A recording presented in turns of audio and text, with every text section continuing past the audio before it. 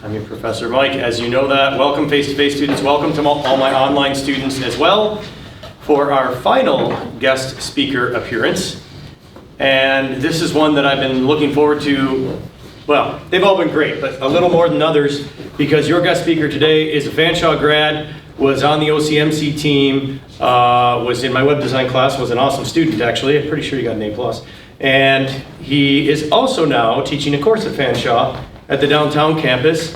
But the reason he is here to speak to you today, and he'll give you a bit of background on how he got into real estate as a Fanshawe grad and how it went for him like at the beginning, but he's going to talk a little bit about what we're covering this week, which has to do with the daunting, massive, heaping pile of paperwork that we have to do as licensed salespeople. And he is a licensed realtor, and he will have cards here today because, as I mentioned several times in this course, I did not teach this course to promote my own services as a realtor. This is a side thing I do. Fanshawe is my main job, and I'm happy to promote Jordan. If there's anyone in here that thinks over the next year or two or a few months or whatever might be interested in purchasing or selling a home, based on the caliber of student he was, I'm sure he's an amazing realtor. So without further ado, welcome Jordan Howard, your last and final guest speaker. All right, hello. How's everyone doing today? Good. All right, as Mike mentioned, I'm a former Fanshawe grad. I graduated in 2016 at the Business Administration Marketing program. I see one business school sweatshirt here. Is everyone here in the School of Business? Yeah. What's everyone studying? Everything? General business? First years? Right on. Second year? Okay. Well, I will tell you, and I'm not just saying this because he invited me to speak, out of all the classes that I took, the web design class was probably the most beneficial to me.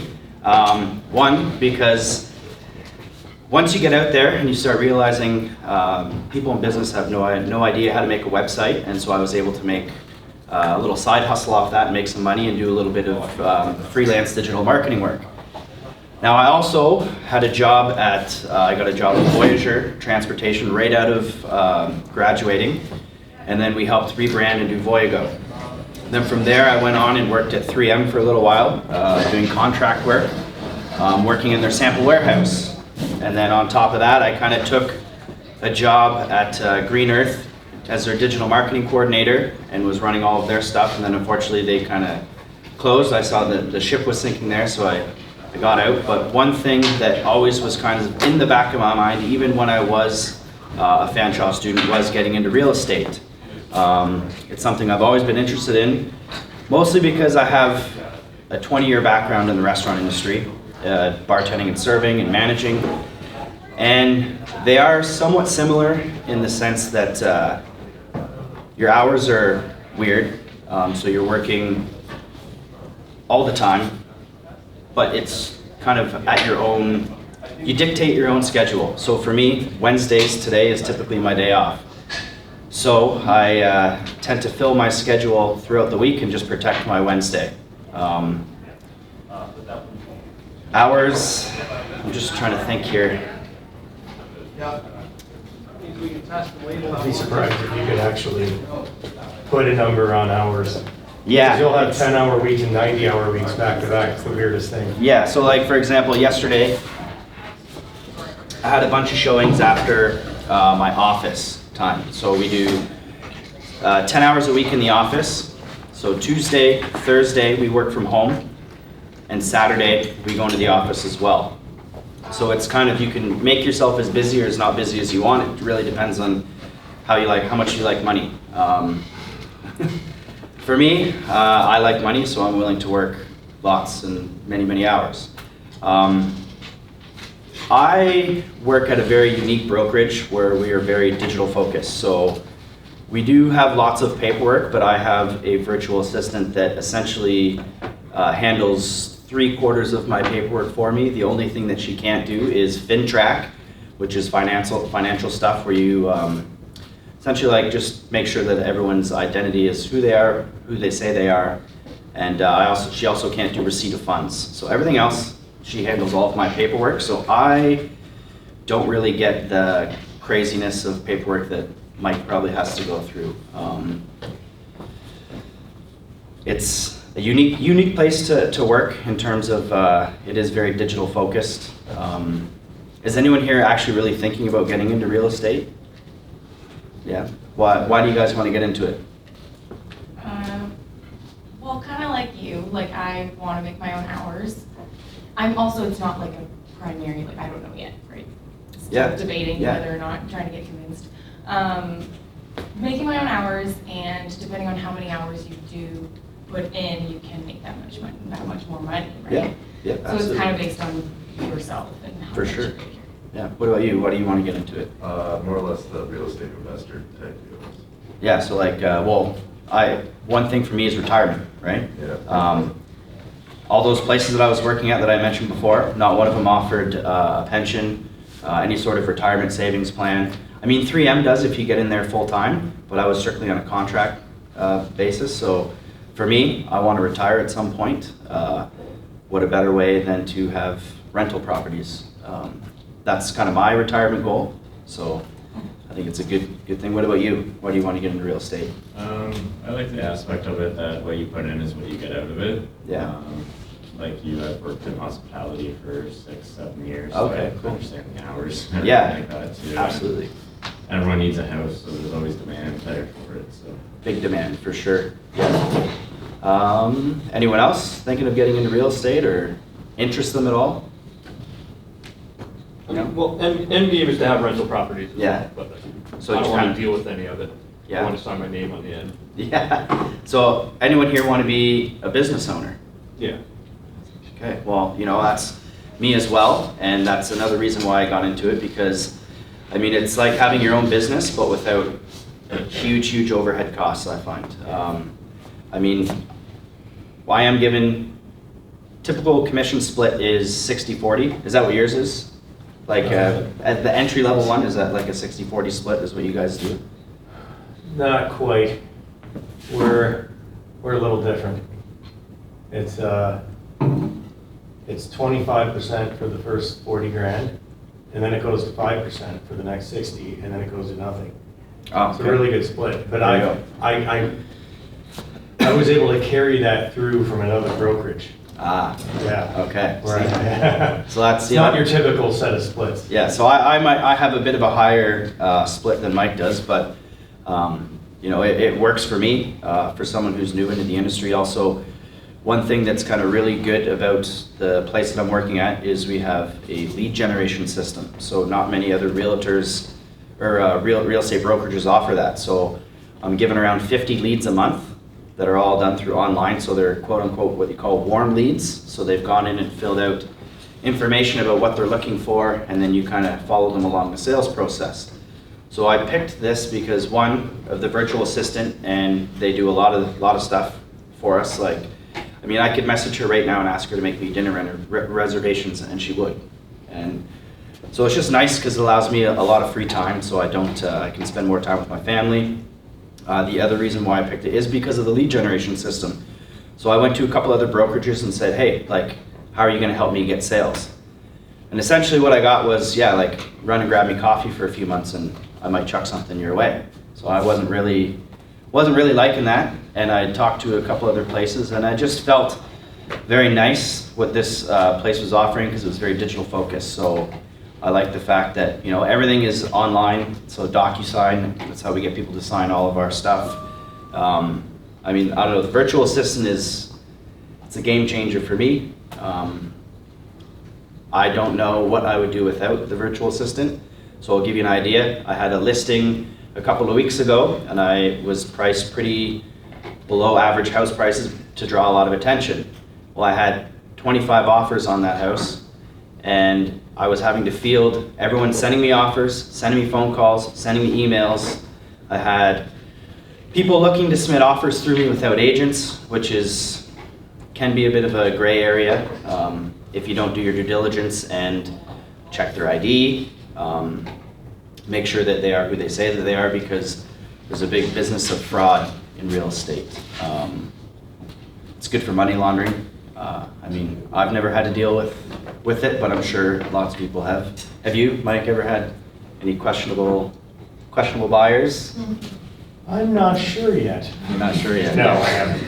There's a couple that I felt were pretty crazy, but there's no way they were money laundering. Yeah. They're just a bit nutty. Yeah, or you'll get like a lot of people, like right now I get a lot of people from Toronto trying to come to London to buy houses to get a bit of a tax shelter. I don't know too much how that works, but sometimes they can be a bit aggressive, but it's all good. Just something that you learn to deal with over time. I don't know, anyone have any questions about paperwork for me or?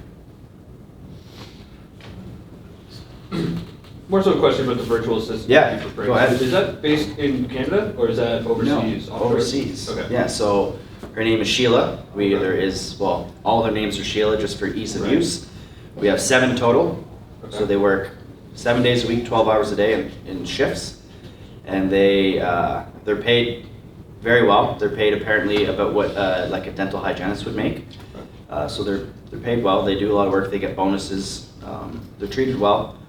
And as far as I know, I don't think you can do the virtual assistant anymore. This is just something that he got grandfathered in a few years ago, which is pretty unique. Like, I don't think anyone else is doing that. Have you heard of anyone else doing it? Well, no, I haven't. This is Yeah. why I was so excited Yeah. when you're telling me about it. Why is that? Because I was under the assumption that you don't have to be a licensed realtor Mhm. to complete the paperwork, but because she can set it up in DocuSign, and you can be sitting there with the client. It's not like you can't still do what you have to do as a realtor. Yeah, yeah. But I just thought there was some sort of training requirement to be able to basically, so why is it that they don't allow them? Who, Rico? Yeah, as far as I know, they've changed it now, and you're not allowed to do the virtual assistants, but this is something that was grandfathered in. I will double check that, but it's very useful.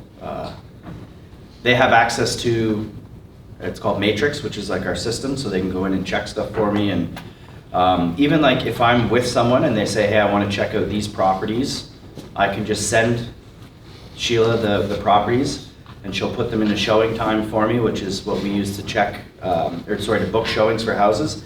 And she'll even map them out for me on Google Maps. So it's like, it's pretty sweet.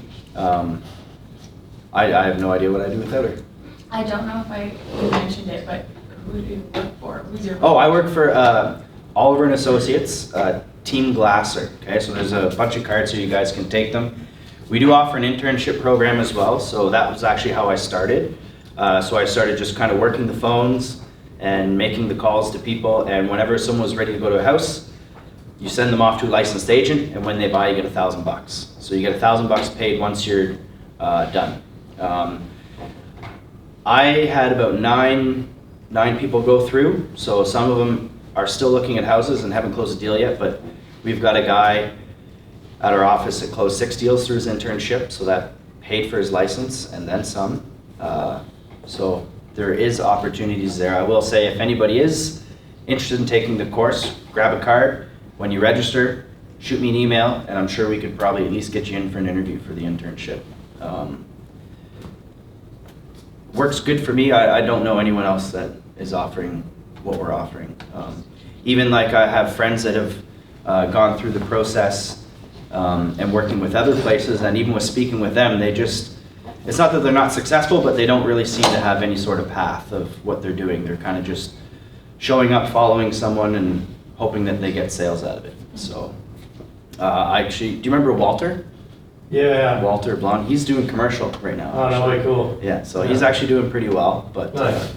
he's been in it for about as long as I did. So few people I find are getting into real estate that I even went to school with at Fanshawe, just because, well, like I mentioned, kind of, flexibility of schedule, although you can work a lot. So how long have you been in real estate?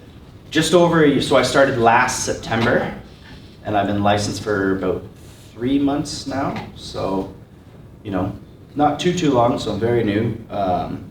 Stuff is still quite new to me, but the nice thing is that all of our stuff is also run off Google Chat, right? So we're all in one big Google Chat. If you have questions, we have tons of licensed agents with tons of experience that reply instantly. So, I mean, I can pretty much fire out a message right now and get an answer within 5 minutes. So, which is nice. And we also have, like, we're very digital focused, so we use like Google Drive quite heavily, Google Chats.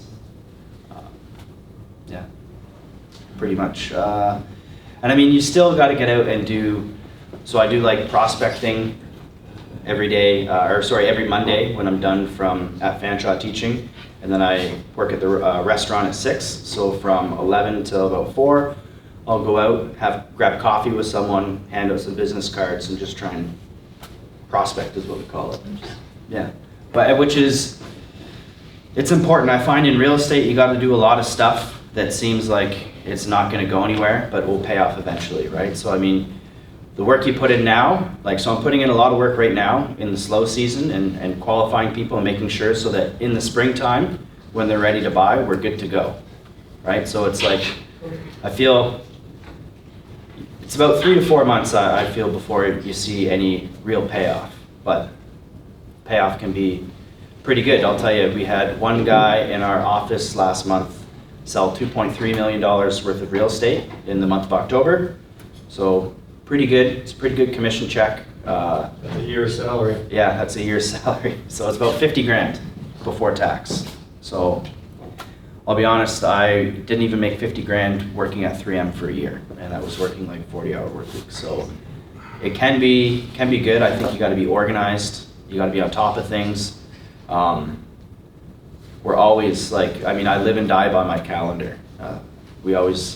That's one thing that they always stress is, stick to your calendar, stay organized, and it's how you don't get bogged down, right? Especially if you're getting all the like if you're dealing with a lot of offers, or if you have a listing and you're getting a lot of offers, it's tons of paperwork, you have to review stuff. So the more organized you keep your calendar, I feel, at least for me, the less stressed I feel about everything else. I'm sorry. What program did you do at Fanshawe, and how many years did you do? So I did the business marketing one, Okay. and then had a conversation with someone after I graduated, telling me to kind of, the 2-year program. Then I had a conversation with someone who graduated from the BAM program, and he really suggested that I take it because he said it was, actually he suggested I take it because of the Google course.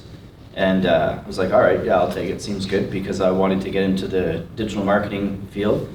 And then after that I took the BAM, Business Administration Marketing, so it's like Advanced Diploma Program? Is it the bachelor, the honors and bachelor? No, it's the one that you take to get you to the bachelor's, right? Or can you now just, I think you can go straight into the okay, honors. yeah, see, when I was here, the bachelor program was just about to start. So it started in 17? Yeah. Yeah, so I graduated in 16. So I was thinking about taking it, but I figured I would give the digital stuff a shot first. And I did enjoy doing it, but I just found, well, one, I was chasing down clients all the time for like, hey, for $500, right?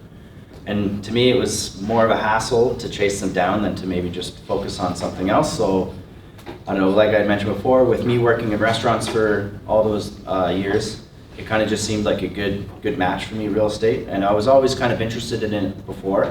My mom has a sales background, so her and I are a lot alike. So for me to jump into sales, it was something I've always kind of been interested in. And I don't know, for me it's exciting once you get out showing houses. You get to meet a lot of cool people as well. I mean, I'm just trying to think. I can't really think of anyone in particular, but it's always nice, like you get out, you network, you meet people. Home inspectors, I've actually got like a few friends from it. Our home inspector, he's a great guy that, he'll toss me business. If he sees anyone, I'll toss him business. It's quite nice. Any other? I just feel like I'm getting more and more into it. Yeah. Honestly, I really like it. I may be a bit biased because I'm in it, but You're only 1 year in, or yeah. Just above 1 year, right? And Yeah. we were kind of told, it's common for people not to make money for 2 years. Yeah. So now it's giving me more, Yeah, positive reinforcement. for sure. And you always,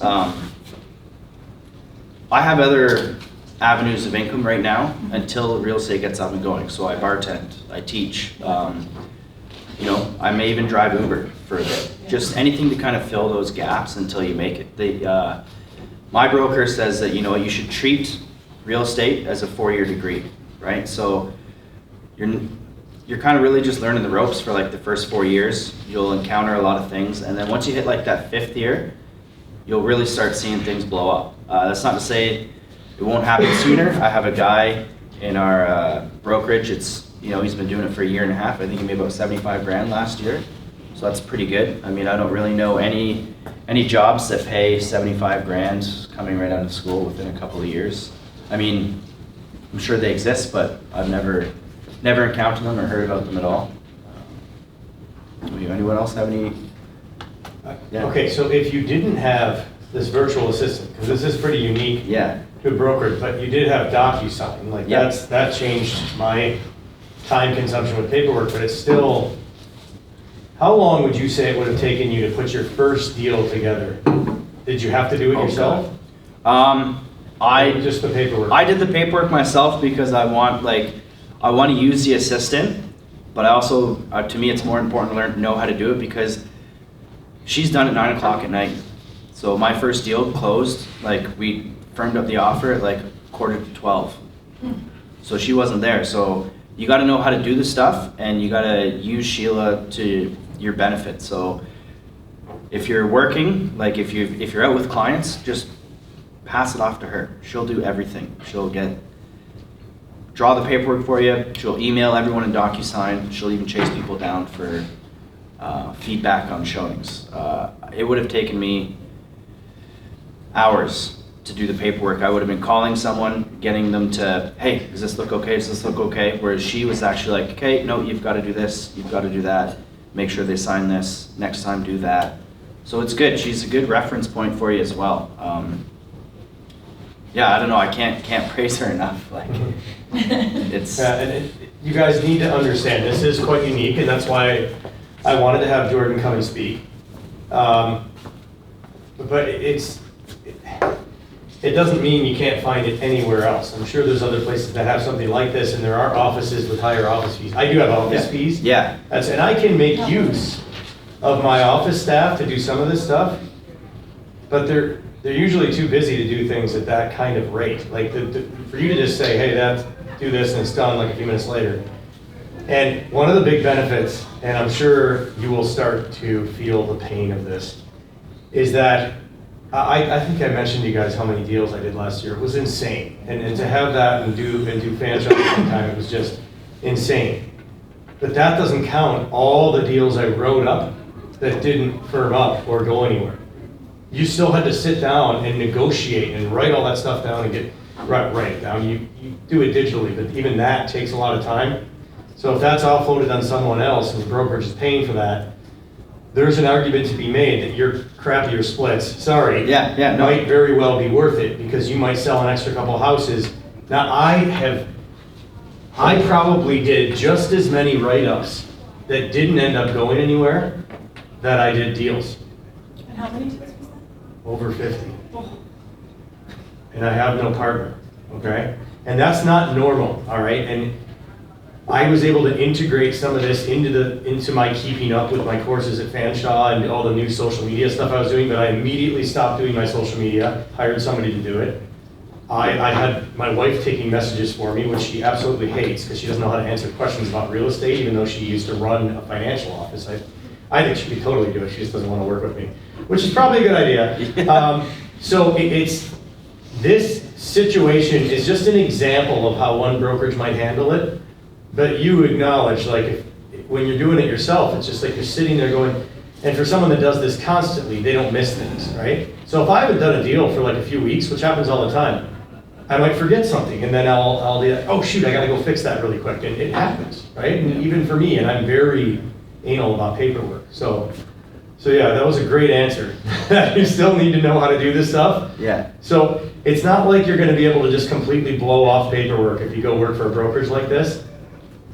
Yeah, you But still have to know. when time is tight and things are crazy, I don't know, that would really help me. And you know what, also, it makes you look a lot better to the people that you're showing houses with. You'd like, hold on, let me have my assistant do that, or let me have this done, and it allows you to kind of focus the time on them and build a rapport, because I think that's like the big thing is that, well, first thing that we kind of learn is that buyers are liars. Everyone's always lying to you about how much money they make or what they're pre-approved for and all that stuff. So, you know, if you can spend the time and build a better rapport with people, the chances are too, they won't jump ship and go to find somebody else.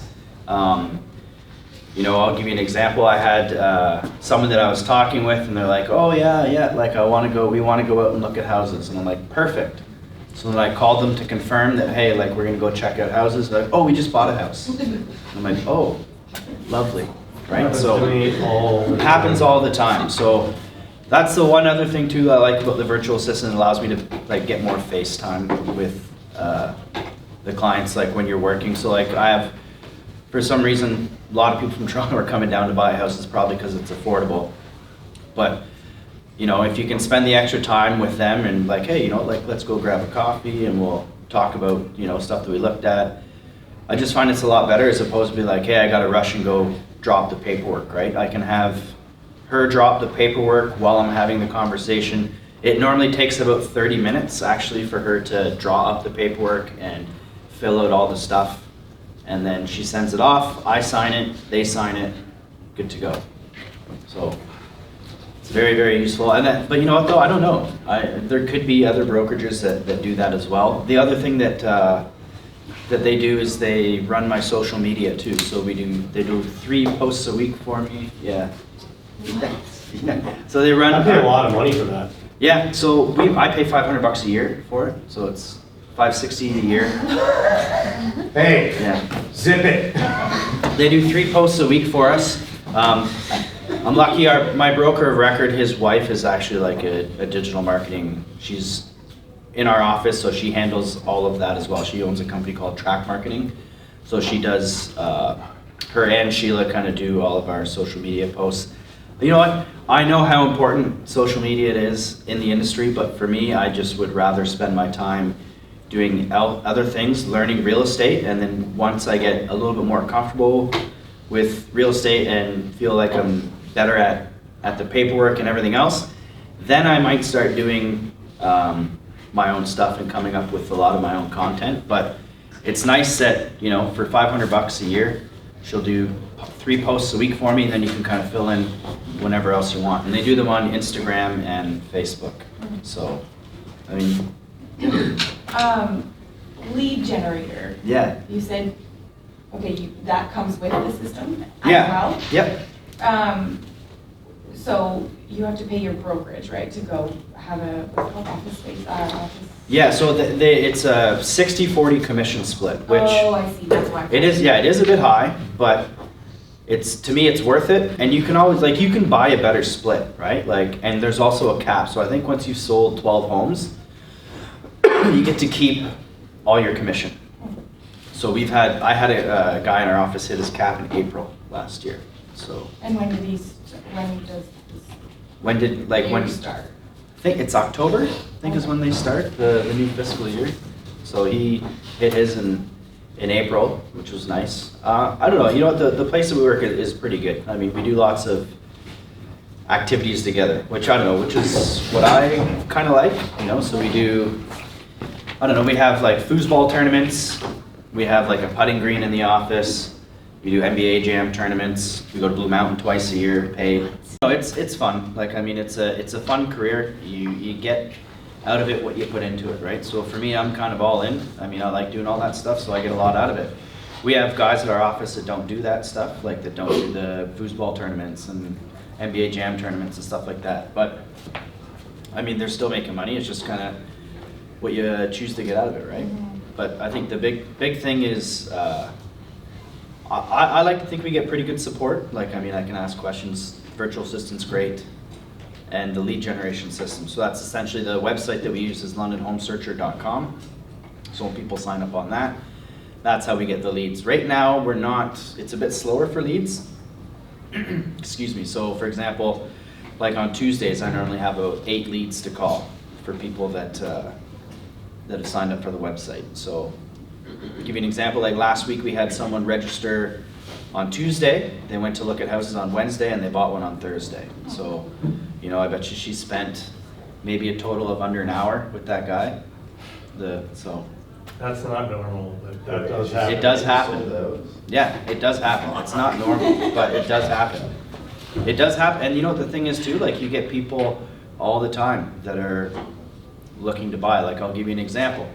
When I had mentioned I had my listing, I had a lot of people calling me that don't have real estate agents they want me to put an offer in for them, right? So what you do for that is like a customer service agreement. You can do like a buyer representation agreement, like make them a client, but then it gets a bit dicey because I'm representing the person who's selling the house, right? So I can't, her best interest is my best interest, so I have like an obligation to try and get her the most money I can for her house. So you get all these people trying to call you, trying to get you to put an offer in through them so you'll drop your commission. And it can be pretty hectic, so I'll give you an example. I had a guy from Fort McMurray trying to call me and put an offer in. And he's like, you know, I want to put this offer in, and I can't really verify his ID. So I took a picture of his, or got him to send me a picture of his ID. And you're always a little weary because like you're responsible. Well, it turns out this guy was actually pretty serious because he bought the house across the street from me. And I was walking my dog on Sunday, and he see this guy point at me, and sure enough, it was that buyer from Fort McMurray. So he'd flown all the way down to London to buy properties. So, you know, take people seriously because if, you know, they can, like I missed out on a sale with that guy, right? So he didn't buy the house that I was listing, but he bought something else, so. Why? Why? Why didn't he go with you?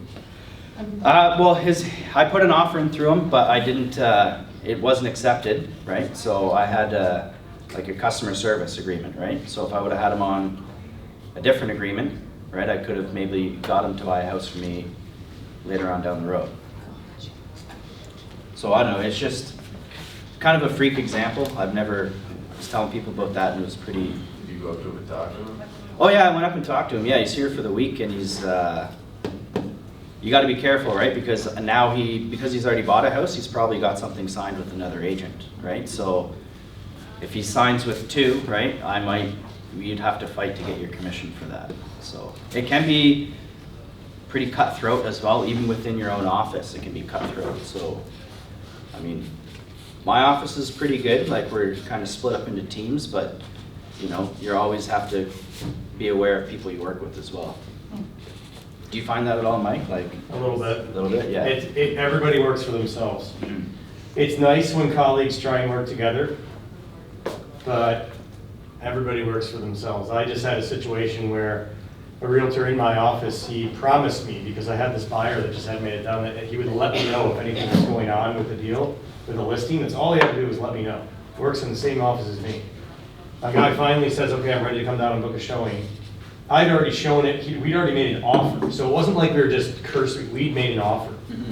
And he's got an accepted offer on the property. I'm like, and it wasn't even his own offer. So that's just an example of realtors maybe just being too busy. I don't know, so it kind of burned me. But, you know, I don't want to have to call a guy every day and say, hey, don't forget to let me know, because that might be what it takes to get my guy to come down from Brantford and make sure he's looking at this house, because only I had given him a preview showing, and he made an offer based on my preview showing, and she won't budge on her price. So he's like, yeah, I better get down and see it first. At least I want to see it. Most buyers do not buy stuff sight unseen. So, but it's taken him a bit. He's really busy, right? He's that kind of client. I know he's a client. He's bought stuff through me before. So yeah, that's not cool. And so that he might as well have worked for Timbuktu Real Estate, because it made no difference that he worked in the same office as me. We all work for ourselves. I'm not like that, maybe, but he was. No, and you know what? I like me either. Like I don't plan on being like that also, because it looks unprofessional. Two, and I feel like your word is your bond in real estate. Like if you are known for doing good business, people might take an offer that has your name on it as opposed to someone else's, because you're easy to work with and they know, you know, what you say is true. So like for example, financing, right? Like if you have a good reputation and you can just say like, oh, you know what, this person's good for financing, like trust me, right? You might take someone's word as if, for example, okay, I'll use Mike for example. Let's say him and I are working at, we're both putting in an offer on the same property, both no conditions, right? And you're the listing agent, okay? But you know you've done deals with me before and you've done deals with Mike before, but you know that I'm easier to work with than Mike. You might take my deal over Mike's because of my reputation, right? So I always say it's good to have a good reputation. And also like with that situation there with the realtor being too busy, maybe if that person had an organized calendar or, you know, really owned their schedule, that might not have happened, right? Because stuff does slip under the radar, even happens to me all the time, right? Like I had an agent message me yesterday about the final walkthrough for my place, and I totally didn't put it in my calendar, so I forgot to inquire, right? So, I mean, I got back to him today, but I wouldn't have missed it if I would have had it on my calendar. So I think being organized and keeping a good reputation will help you in the long run too in business. Yeah. Would you say that you have like your own niche? In what sense? Like just something that differentiates you from like the rest of the realtors. Like something that you're like, I'm good at this. Well, just like Mike is good at the beach ones. You know what? I'm good at small talk. I'm good at building a rapport with people. I always am able to find a common ground with someone and kind of build off of that. And I think a lot of that is just from working in bars over the year and making small talk with people. And people appreciate it, right? Like, for example, like I get really cheap movie tickets, right? My mother-in-law works for Cineplex, so she does like all the billing and stuff. So I always, if I'm taking someone out showing and like they're not a client or anything like that, what I'll do is, oh, hey, you know what, thank you very much for your time, and I'll give them movie passes, right? So just small things like that. Building rapport, I try and be friendly with everybody, and I would say, I don't want to say that not everybody does that, but I would say that's kind of my niche and what I feel I'm good at. Just in the reason for that is because I went on for like the first 3 weeks of the course about how having a specialty really made my career sort of blow up. And so I was like the guy that knew everything about the beach. Yeah. You know, like the shoreline issues and the erosion. And I also started producing these videos that were really good at detailing how everything was set up on a property, especially the lakefronts. So it was the combination of those two things with my narrated videos. But I didn't have that the first few. Well, I shouldn't say that. My niche the first year I got into real estate was I'm a teacher at Fanshawe and I'm doing student rentals around Fanshawe. Who would know better? But point is, you did have a niche throughout your whole. I did. your own system. And in Jordan's defense, I know that niche sounds a little generic, Yeah. but this guy, he's a talker. Okay, this is his thing. He can make you, and with the proper information, make you feel comfortable about what's going on. He's a sales guy, you know. Remember how only 13% of people that are actually in sales were kind of bored with those skills? He would be one of them, trust me. What was that restaurant you invited us out to again? Church Key. The Church Keys. Jordan is tied in with the Church Key, and Is that where you work? I don't go in for these expensive, like you know, it would be a gastropub type style restaurant. Sure. I do and I don't, it depends, but just because of the way he was, I felt that I had to go. And it was totally worth it. It was actually my website was what I did. He did the church. Yeah. So I kept looking at the food pictures and he's going on and on. It was pretty neat. So we have a bit of a history, but when I found out he was in real estate, which is literally like 6 weeks, it was this semester. Yeah, he actually inquired about my listing. Yeah, for one of my buyers, and I was like, Jordan Howard, what are you doing? So it's like that in sales. You run into people like that, and I don't mean to hijack the presentation, but No. He does have a niche, trust me. He's that guy in your office that could sell snow to an Eskimo, okay? Okay. I kind of feel like I'm a little bit in the same boat. I like to talk to people. I'm not a huge, like, gonna push things that people don't need, kind of that kind of sales. But at the same time, I also like to kind of inquire, how much time did you take to actually prep what you were about to say today?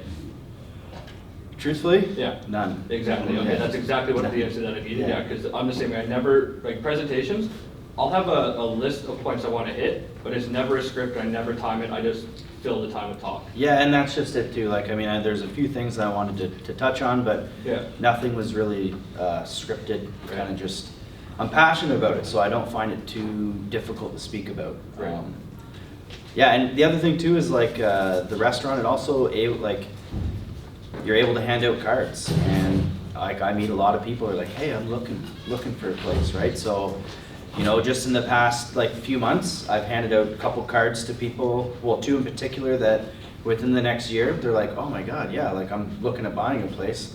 I'll definitely use you, right? Will they use me? Who knows, right? Maybe, maybe not. I think they'll probably use me if I keep in contact with them Right. and hit them up every few months. Or if you get their information, I can at least sign them up on the website and send them properties, right? Right. And that's the other thing that I like to kind of do. You're talking about a niche. So, you know, I'm good at making small talk, but I also like to make people feel that they're like really important. So if someone is inquiring about a lease, inquiring about a property, I'll do as much digging as I possibly can on that property to make it seem like I'm working a lot harder than I am. So, you know, I'll go over past sale price with them, property taxes. I'll grab old pictures of the listing if they're available and say, hey, look, this is the kind of work that they've done. So either they've done a bunch of work and yeah, what they're asking is okay, or now I think they're kind of just trying to turn a profit. I know you said you have a lead generator. Do you have a personal like CRM or direct campaign at all for yourself? We do offer it with our program that we use, so it's called Sync Commissions Incorporated, CINC. I personally don't like them because it's not stuff that I would say.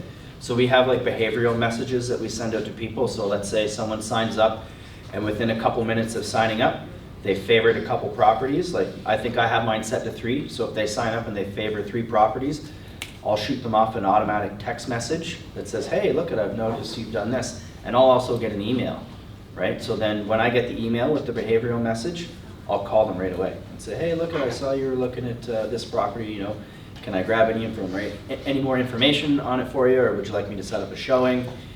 I always try and leave them with something to give them a reason to call me back, right? So then when they call me back, then I can gauge a bit more about how serious they are, right? Anything else? Hey, thanks for taking the Hey. time to answer all those questions. And No thank problem. you, class, for asking the questions. That'll help my online students too if they would have had some of the same questions. So, Yeah. yeah, thank you very much. Yeah, thank you. Again, there are cards here, so if anyone is actually serious about getting into real estate, grab a card, shoot me off an email, and when you enroll in the courses, I'm sure we could probably set you up with an interview. Yeah. You can grab one of Jordan's cards on the way out, and if anybody in my online section listening to the video wants to know how to reach out to him, just Google Jordan Howard Realtor, Oliver and Associates. You'll find him in about 2 seconds. Okay? So